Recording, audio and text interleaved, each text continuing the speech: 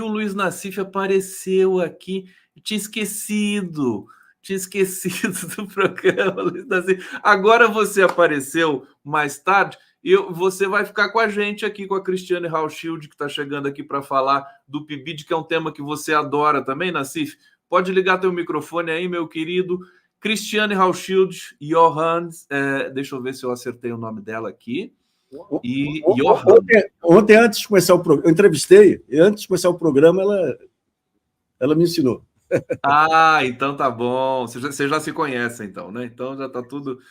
A Cristiane, gente, deixa eu apresentar para vocês, professora da Universidade do Vale do Taquari, Univates, presidenta do Fórum Nacional de Coordenadores Institucionais do PIBID, residência pedagógica, isso, PIBID, residência pedagógica, e diretora nacional do FOR-PIBID, RP, organização representativa de mais de 80 mil bolsistas de formação docente no Brasil. Programa esse, Cristiane, que vai se tornar política de Estado se for aprovado no Congresso no próximo dia 20. Me corrija se eu estiver enganado, por favor. Eu vou passar para você fazer aqui uma saudação inicial e depois eu passo para o Nassif também fazer essa saudação a você e para todos que estão nos assistindo aqui. Cristiane Hauschild e Johan, bem-vinda, querida. Obrigado, viu, por estar aqui hoje. Eu que agradeço a oportunidade, uma saudação a todos, todas e todes que nos acompanham. É uma alegria poder falar de educação, poder falar de uma política pública para a formação de professores e professoras. E sim, nós estamos numa campanha. PIBID é um programa que iniciou em 2007, criado no segundo governo Lula. É um programa que deu muito certo, porque ele conecta universidade e escola. Nos últimos 6 anos sofreu, né, por algumas questões de possibilidade de descontinuidade, enfim, redução, e estamos, então, tramitando com projeto de lei para que ele seja, de fato, política de Estado. A previsão é de uma votação na próxima semana, nós não temos ainda confirmação por outros debates da educação que estão tensos e intensos, eu diria assim, mas a gente está aqui conclamando todos a assinarem nossa petição online, porque para além de garantir o PIBID como política de Estado, nós também precisamos incrementar o orçamento da CAPES, no que foca, né, a formação de professores e professoras para 2024. Então, já aproveitamos esse movimento em prol da aprovação da política de Estado para também falar, né, com os nossos parlamentares e com toda a sociedade, enfim, pedir o apoio para que a gente garanta o orçamento, então, para 2024, com a previsão de 100 mil bolsas para 2024. Perfeitamente. Então, esse momento aqui é um chamamento para todos vocês que estão nos assistindo aqui, você que está em TV aberta nos acompanhando, você que está nos ouvindo pela Rádio Brasil Atual e nos canais do YouTube. Eu acabei de colocar o endereço do abaixo-assinado, né, Cristiane, aqui. Você pode clicar, é um link muito grande, eu não vou pedir para vocês copiarem, né? Então, coloquei aqui no bate-papo, você pode clicar em cima e você vai ser direcionado para colaborar com essa petição. Nassif, você conhecia o PIBID, claro, né? Você conhece tudo que tem aqui a ver com a ciência e com a educação brasileira. Queria que você fizesse uma pergunta para a Cristiane, que falasse um pouquinho para a gente aqui. Como que tem sido a interação com o Ministério da Educação? Que a gente ouve de tudo quanto é lado, muitas queixas em relação às interferências de Fundação Lehman. Como é que tem sido essa interação de vocês com o Ministério da Educação? Bom, a nossa interação é basicamente diretamente com a CAPES, né? Que a CAPES é que fomenta os programas de iniciação à docência. Então, nós recuperamos o diálogo com a CAPES, porque acho que é importante salientar que o FOR-PIBID-RP, a instância que eu estou representando aqui nesse momento, foi criado em 2013 justamente com o objetivo de fazer uma interlocução entre as universidades que tinham os programas PIBID, à época, né, hoje temos PIBID Residência Pedagógica, e a CAPES. E o que aconteceu num período, né, da história que nós tivemos esse diálogo rompido, portas fechadas, e tivemos que ir para as ruas, para as praças, entregar abaixo-assinado para o ministro da Educação, né, pelo FICA-PIBID. E nos últimos tempos, então, desde final de 2021, quando a gente tem um primeiro cenário complexo, a gente retoma o diálogo com a CAPES. Estamos conseguindo dialogar em alguma medida com o Ministério da Educação também, né? Mas, de fato, nossa ponte, né? Porque a execução, os projetos são pensados, os editais são fomentados diretamente na CAPES, né? Então, hoje o diálogo é muito aberto, é construtivo. Inclusive, na última semana, nós estávamos aqui em Lajeado, no Rio Grande do Sul, no 9º Encontro Nacional das Licenciaturas. E, pela primeira vez na história do nosso país, a CAPES esteve presente ao longo de todo o evento, participando de debates, com stand. Então, a gente tem um diálogo muito profícuo, né? A professora Mercedes, que está à frente da CAPES, tem um olhar atento para a formação de professores e professoras, porque se queremos pensar a educação e melhorá-la, que é necessário, a gente precisa também olhar, né, para essa formação de professores. Então, a gente está muito contente com esse diálogo, mas tem o desafio orçamentário que nos exige um diálogo maior ainda, né, com o Congresso Nacional e com o Ministério da Educação. Nassif, quer mais uma? Vamos lá. Uma dúvida minha, quer dizer, vocês conseguem formar um conjunto aí de professores que é um percentual, digamos, do total de professores.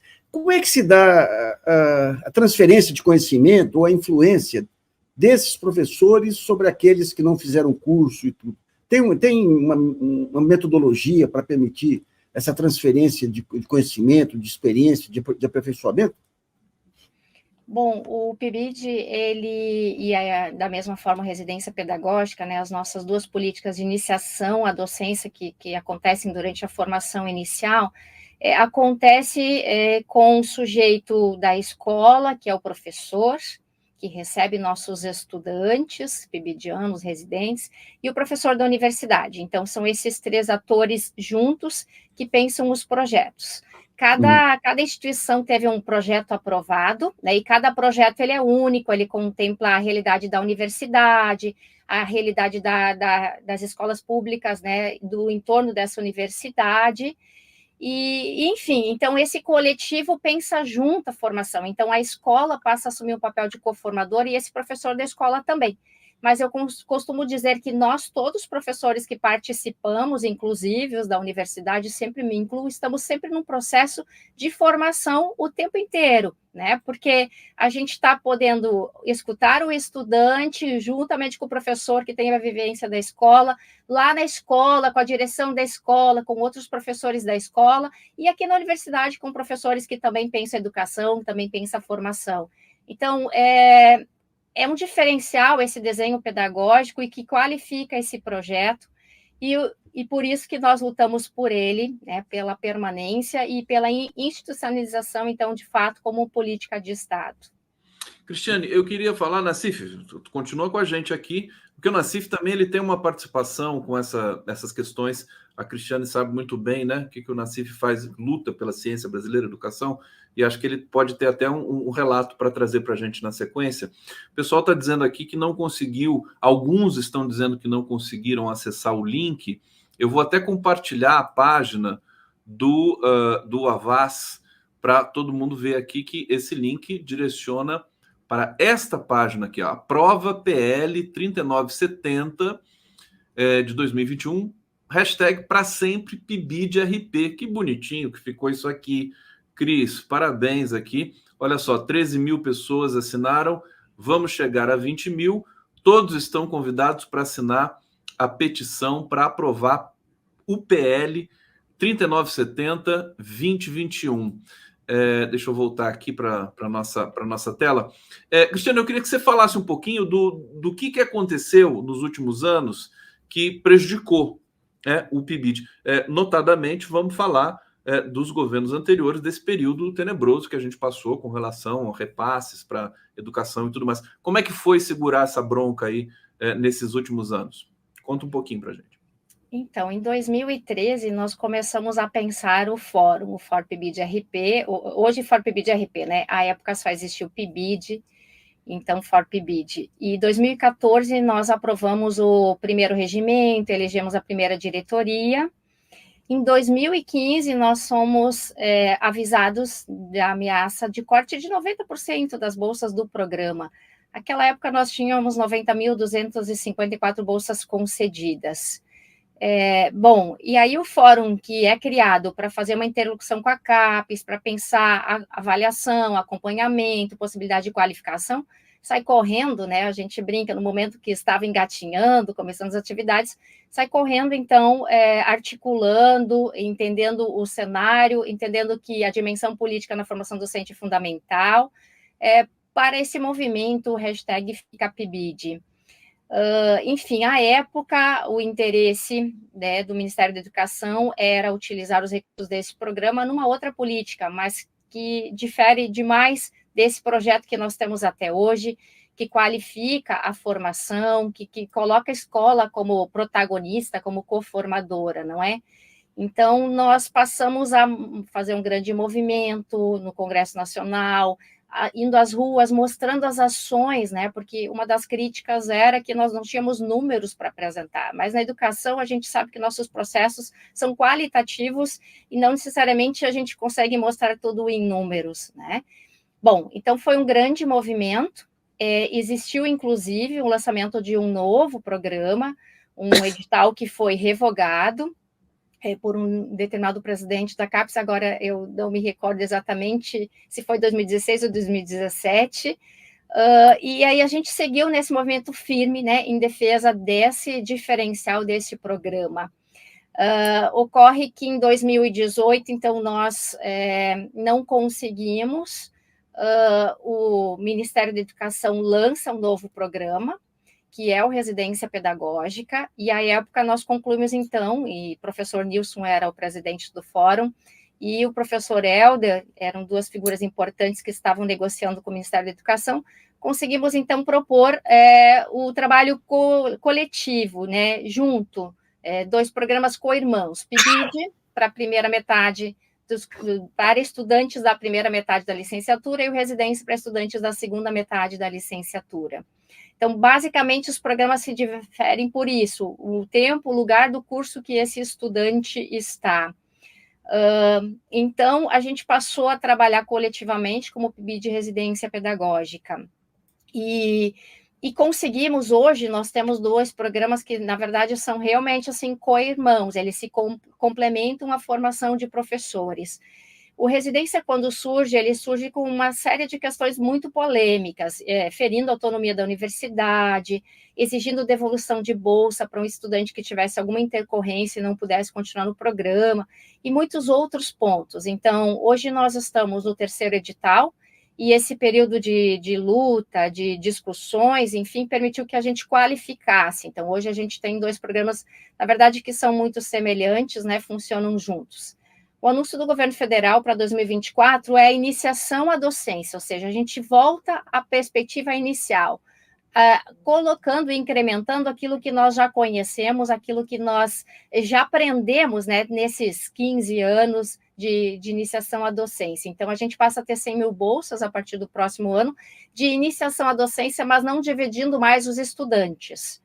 A universidade até pode fazer grupos de estudantes, se entender que seria mais interessante estudantes da primeira metade juntos e estudantes da segunda metade num outro coletivo, né? Mas dentro de um único guarda-chuva, de um único programa institucional, porque ele articula, né, os cursos na universidade, ele é uma política de formação da universidade, e não tem por que a gente dividir esta formação em dois programas. Então, esse é o olhar do Ministério da Educação, que nós entendemos coerente, porque desde o início o estudante poderia participar do PIBID estando em qualquer etapa da sua formação. Então, a gente volta para essa perspectiva, para um grande projeto de formação. E por isso que a gente chama a nossa campanha de Para Sempre PIBID RP, porque todas as expertises de iniciação à docência no âmbito desses dois programas precisam seguir conosco, né, nesse novo projeto de iniciação à docência que a gente tem para o próximo ano. Que maravilha ouvir a Cristiane. A gente acredita mais no Brasil, assim, com pessoas que fazem uma coisa tão bonita, assim, com a pesquisa científica. Deixa eu trazer, eu vou passar para você, Nassif, só trazer aqui alguns comentários. O pessoal está apoiando o projeto aqui. O Fernando Bai está dizendo, por que ninguém diz Braskem é Odebrecht? O nome Braskem é mais forte hoje que o Odebrecht. É mais forte que o Odebrecht, ficou bastante, né? Aqui o Rodrigo está dizendo, a publicidade que a Braskem está fazendo é uma prestação de contas sobre o caso de Maceió, ok. E aqui o Wagner Miranda. Agora foi, Conde, Estela Lacruz, assinado. Obrigado, Sheila SM, boa tarde, o link funcionou para mim. Parques Sonoros, feito. Ana Simpson, assinado. Wagner Miranda, já apoiei. Vamos, povo, apoie. Paulo Coelho aqui presente com a gente. Apareceu na CIF, o Paulo Coelho aparece aqui. E aqui, mais uma vez, para vocês que podem colaborar, assinando, pedindo para que o Congresso Brasileiro aprove como política de Estado esse projeto tão bonito. Está aqui o link, né, para vocês acessarem do bate-papo. Luiz Nassif. Cristiano, vocês têm relacionamento com as secretarias de educação dos estados ou ficam estritamente na rede federal? Não, a gente tem parcerias firmadas com redes públicas, né, escolas públicas. Então, a gente tem as redes municipais, estaduais e a rede federal no âmbito dos projetos institucionais. E aí isso varia de universidade para outra, né? No meu caso aqui, nós temos parceria com vários municípios no entorno da universidade e com a Secretaria Estadual de Educação, porque essa é a nossa realidade aqui, né? Então, cada projeto, cada universidade tem uma parceria diferente. Nós temos pelo menos 5.000 escolas, eu não sei precisar o número exato, porque nós tivemos um aumento ainda em 2023, né, aproveitando para falar das boas novas, né, no mês de fevereiro, o presidente Lula anunciou o aumento no valor das bolsas, que elas estavam congeladas desde 2010, anunciou o aumento no número de bolsas, então a gente teve uma segunda chamada para os editais em andamento, e por isso que a gente foi para mais de 80.000 estudantes, porque antes eram 60.000, né, dentro dos cortes dos governos anteriores a gente havia reduzido. E o terceiro ponto é o programa Residência Docente, que será um novo programa para egressos de licenciaturas, porque nós entendemos que o professor, depois de formado, chega na escola quando consegue chegar, quando existe o concurso, né? E precisa também de um apoio, muitas vezes, nesse processo inicial para fixar na carreira, para indução profissional. Então, vem mais à frente também um novo programa para 2024. Vocês fazem avaliação, porque tem uma relação direta aí entre o desempenho das escolas e a situação social dos alunos, né? Vocês têm programas especiais para aquelas escolas que são em regiões mais desassistidas, digamos assim? Bom, aí existem uma variedade grande de escolas, né? De novo, de cada cenário. O que acontece, daí eu vou falar da minha realidade, né? São municípios um pouco mais próximos da instituição, mas são vários municípios que a gente procura abranger, mas onde nós temos facilidade dos nossos estudantes se deslocarem, porque eles não têm um auxílio para o deslocamento. Mas a gente tem realidades a nível de país, em áreas indígenas, educação do campo. Então, depende muito da atuação dessa universidade, ela tem vários campos, tem vários polos. Então, tem diferentes cenários no país inteiro. O que se está pensando para os próximos editais, porque 2024 é ano de novos editais, os programas em andamento, eles se encerram agora, em fevereiro, março e abril, né? E aí a proposta da CAPES é novos projetos a partir de agosto de 2024. Então, inclusive, é pensar também um programa de iniciação equidade, quer dizer, que olhe para diversidades mais complexas. Lá no período de 2014, nós tínhamos 2 editais, um focado justamente nessa questão da diversidade. E atualmente nós temos um grande programa que permite que a gente atue nas diferentes áreas do conhecimento, nos quais nós temos cursos de licenciatura, nas diferentes escolas, né, considerando toda a diversidade da educação do nosso país. Então, para 2024, vem de novo esse incentivo, talvez no mesmo edital ou num específico, para que a gente olhe para a equidade, para a gente também atender, né, essas e aprender, né, porque PIBID é ir aprender a ser professor lá no universo de trabalho desse professor, né? A gente vai com a escola aprender, ver as dificuldades, as realidades, o dia a dia, e a partir disso pensar a formação. Então, é muito lindo, eu sempre uso a expressão de que a gente vê esses estudantes se transformando em profissionais diferenciados, porque no meu tempo não tinha PIBID. Então, a gente buscava, depois da formação inicial, né, participar de especializações, de outros cursos, outros projetos, para ter um coletivo maior de possibilidades, metodologias, de práticas, de experiências, né? E agora a gente tem isso ao longo já da formação. Então, a gente vê profissionais diferenciados sendo formados, se destacando em diferentes áreas, se destacam em concursos. Eles também vão para a pós-graduação e a gente vê o destaque que eles têm na pós-graduação. A gente tem um incentivo para socializar essas experiências, para pesquisa, né, publicação. Então, é um projeto lindo, e eu costumo dizer também que a gente precisa viver este projeto para compreender todas as suas potencialidades e possibilidades. E aí, esse viver este projeto é pelo menos 18, 24 meses ou mais, né? Para a gente ver o quanto, de fato, esse dia a dia e essa conexão com a escola fazem diferença nesse processo de formação, junto com todo um arcabouço teórico, aprofundamento, né? Porque a gente vai para a realidade, conhece, planeja, faz intervenções, retorna, estuda mais, busca outros teóricos, enfim, é uma gama gigante de possibilidades de atuação e que fazem diferença nessa formação. Maravilha. Eu, como membro de uma família de professoras, minhas tias, primas e tudo, eu fico orgulhoso. Não, e as suas filhas também são pesquisadoras, né, Nassif? Pelo menos, quais são pesquisadores? Tem uma que está no INPE, né? Está no ITA? Não, está na Embraer. Ali com o Nassif, ninguém escapa da pesquisa. Aliás, eu preciso sair correndo, que tem uma delas me esperando, finalmente, aí para um almoço. Você precisa sair correndo agora? Vou liberar você então, Nassif. Vou quebrar o seu galho hoje, hein? Obrigado. Nassif, obrigado, viu, então, por aparecer aqui, saudar e com essa excelente notícia, eu queria dizer para a Cristiane que eu sou pé quente, viu? Quem vem aqui para aprovar projeto lá no Congresso, sai daqui e depois é aprovado. Fala, Nassif. Deixa eu perguntar, o Cristiane, foi na entrevista com você mencionou o Malbataan, não? Não, então foi outro caso. Mas eu conheço o Malbataan, eu sou da matemática. Não, é porque numa das entrevistas eu mencionei o Malbataan dizendo que ele era primo do Antônio Cândido Melo Souza, porque ele frequentava a pós. E daí eu recebi um comentário que eu não vi na época de um neto dele dizendo que não era, não, mas eu não lembro em qual entrevista que foi mencionado. É tanta entrevista que o Nassif não lembra. Valeu, Nassif. Até mais, gente. Até mais. Vamos lá. Cristiana, a gente segue aqui.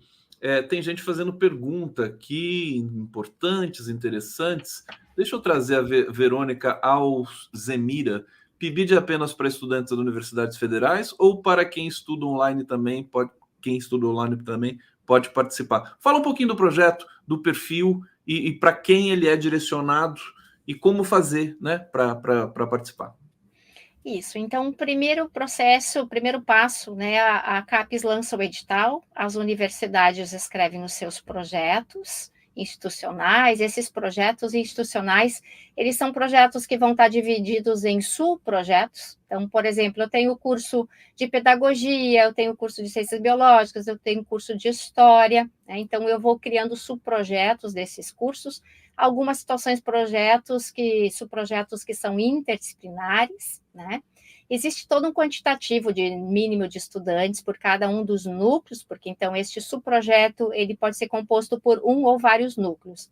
Então existe um número mínimo de 24 estudantes, vamos ter 3 professores de escola, quer dizer que a gente vai trabalhar com 3 escolas parceiras, e vai ter um professor da universidade que vai estar nessa coordenação.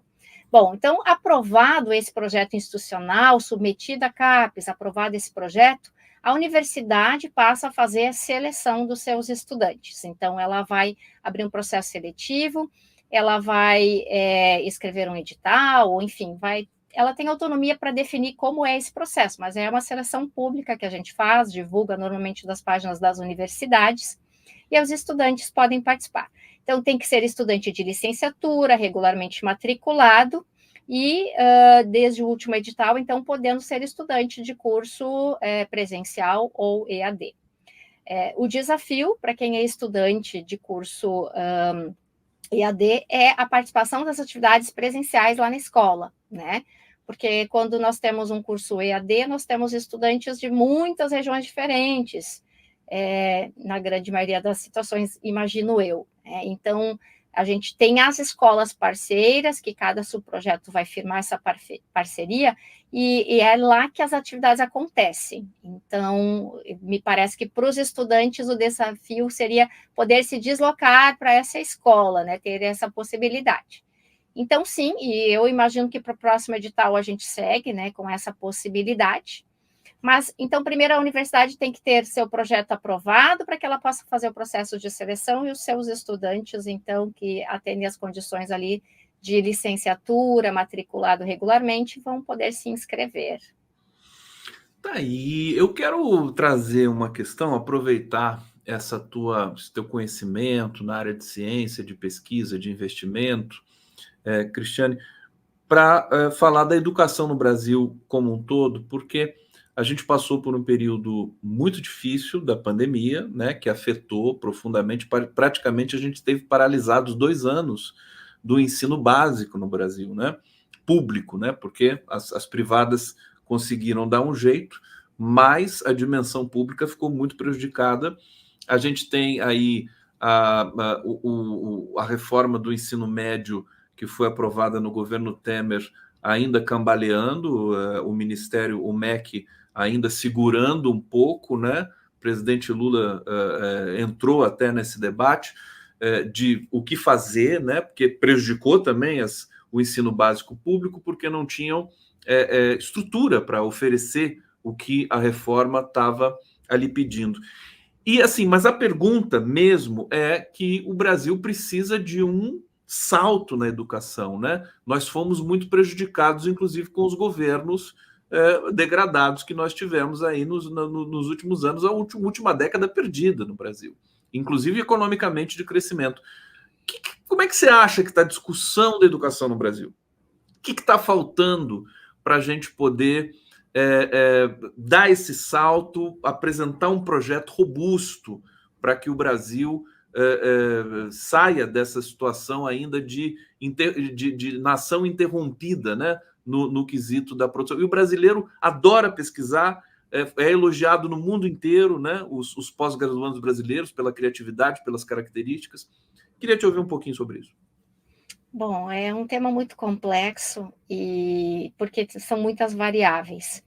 Mas eu diria que nós estamos num momento que talvez a gente consiga construir esse projeto de educação. Nós estamos no mês de janeiro, 28 a 30 de janeiro, se não me falha a memória, nós temos a Conferência Nacional de Educação. Então, agora, nesse semestre que nós estamos encerrando, né, no mês de outubro, tivemos conferências municipais de educação ou interregionais, novembro, as estaduais. Então, a etapa agora de sistematizar todos esses dados, né, destas conferências, para essa grande conferência nacional, então, no final de janeiro, que vai pensar o Plano Nacional de Educação 2024-2034. E nessas conferências, nesses debates, nós temos a sociedade civil organizada, nós temos as entidades que olham para a formação, que olham para a educação, enfim, é um grande coletivo, né, da sociedade que se envolveu, que se empenhou, que tem participado dessas discussões. Então, acho que agora é o momento. O mês de janeiro é um marco importante para a gente debater enquanto coletivo, enquanto sociedade, qual é a educação, qual é o nosso próximo Plano Nacional de Educação. E aí nós temos um outro desafio, que entendo o nosso Plano Nacional de Educação, a partir, então, dos resultados da conferência, a gente precisa acompanhar os debates, a gente precisa, enquanto sociedade, se envolver, a gente precisa cobrar dos que estão à frente aí do Congresso, nos defendendo.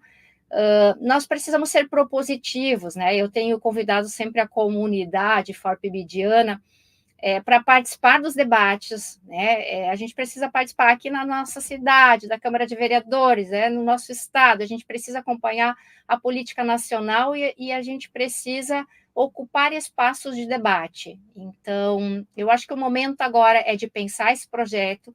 Eu vejo que nós temos ainda, enquanto país, ações que são individualizadas, né? Então, qual é exatamente o nosso projeto de educação, qual é a nossa política de formação de professores, que daí é da onde eu estou falando nesse momento, né? E acho que o momento é de fazer esse debate e de consolidar estas ideias. Então, a gente tem um documento orientador bem interessante, organizado neste ano por um time de consultores que são de entidades educacionais que lutam pela formação, pela educação, e aí agora a gente tem que participar, então, desse movimento do mês de janeiro para seguir. E, enfim, depois, né, como eu já tinha dito, já estou me repetindo, mas, de fato, acompanhar esses espaços de diálogo, né, e buscar nos sermos propositivos, né, o que eu posso aqui na minha região, na minha cidade, contribuir enquanto alguém que é da educação, enquanto alguém que está pesquisando, né, e eu estar nesse processo de formação, porque o convite é para os nossos estudantes também. Nós temos um movimento que é o movimento PIBID-RP Resiste. É um movimento criado num período de luta e resistência e, inclusive, esteve reunido aqui no 9º ENALIC para se fortificar. Então, os estudantes também têm coletivos e têm procurado participar dos espaços dos quais nós somos convidados ou quando não somos convidados, né, mas nos espaços que nós entendemos que nossa participação é fundamental. Então, acho que esse é o convite, assim, enquanto sociedade, a gente precisa estar acompanhando, e isso é um grande desafio, colocar isso na agenda, né, porque é muito bacana a gente falar sobre isso, mas nem sempre isso tem sido fácil acompanhar tantas ações simultâneas, né, por exemplo, nosso projeto de lei já era para ter sido votado na Comissão de Educação na semana passada, né, depois era para ser esta semana, inclusive eu estava em Brasília na segunda, para uma audiência que falou do PIBID, e ficaria até quarta, acabei retornando na segunda noite para a minha cidade, antecipando esse retorno, porque o debate na educação é outro, né, dessa semana, e enfim, a gente está na luta, né, para que o nosso debate vá à frente na próxima semana, porque a gente precisa caminhar. Querida Cristiane, importante que seja na próxima semana essa votação, senão ela vai ficar só para fevereiro, né? Exatamente. E daí, se ficar para fevereiro, perde alguma coisa do processo? Não. Nesse caso não perde, né? Perde a garantia de perde fato, garantia. né, da sequência da tramitação, porque depois da Comissão de Educação tramitem mais 2 outras comissões. Está tumultuado o Congresso nesse final de ano, né? Muitas coisas, derrubada de vetos, as coisas estão quentes lá. A perspectiva é boa, a discussão que você teve com os parlamentares foi boa, tem perspectiva boa de ser aprovado? A perspectiva é boa, porque a grande maioria já conhece o PIBID, quando a gente passa a conversar com os deputados, fala de PIBID, eles já conhecem PIBID, já conhecem a trajetória de luta e de resistência e entendem a importância desses projetos, né, para nível de país, né, porque é uma política que vem para incentivar ao magistério e para valorizar. Então, é consenso, né? A gente acredita que vai tramitar tranquilamente, mas, enfim, o desafio é conseguir entrar na pauta considerando os demais debates que estão postos aí. Perfeitamente. Vamos torcer, então. Agendaram para o dia 20? Agendaram para o A gente está aguardando a confirmação ainda. Está aguardando a confirmação. Exatamente. Vamos pressionar esse Congresso, então, para aprovar esse programa maravilhoso. Eu quero agradecer a todos que acompanharam aqui essa edição do 11 News, desejar a todos um excelente final de semana. Continuem com a nossa programação, com a nossa cobertura aqui das notícias importantes nesse dia de hoje, na TVT, nas redes sociais, no YouTube e hoje também, a partir de hoje, no Instagram.